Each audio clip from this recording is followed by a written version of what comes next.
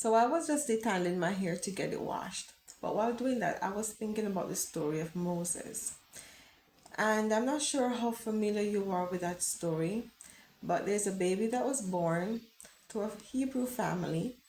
And at that time, it was a very distressful time actually, because Pharaoh, he was killing all the boy kids, all the boy babies that were born to Hebrews, right? And so Moses' mother, she had an idea. And I think that idea was inspired by God, because she made a basket and she placed Moses on a river, the same river that Pharaoh's daughter usually come to take a bath. And around the same time as well, right? So Pharaoh's daughter came, she saw the baby, and the short of the long story is she adopted the baby and paid Moses' biological mother to take care of Moses, right? And when he was at an appropriate age, he went to live with her. And and we know, if you're familiar with the story, that Moses ended up being the one to deliver the children of Israel, because they were slaves. They were the slaves of Pharaoh. They were the slaves of the Egyptians.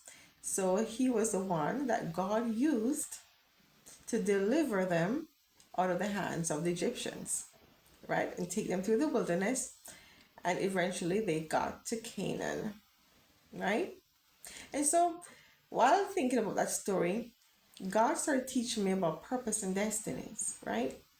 Because the question is, if when Moses was, say, 1, 2 years old, right? Could he just suddenly have a fever by chance, or luck, what we call it, and die, right? Because God, and I would say no, because God ordained him for a purpose. Not that he was a robot, but God knew the choices he would make. God knew how he would avail himself to be used by God. What am I saying? I'm saying that the story of our life is dependent on the choice that we will make for the kingdom of God.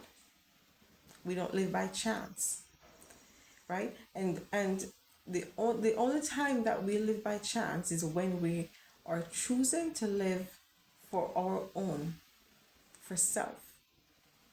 But when we're living for the purpose of the kingdom, our life is ordained by God.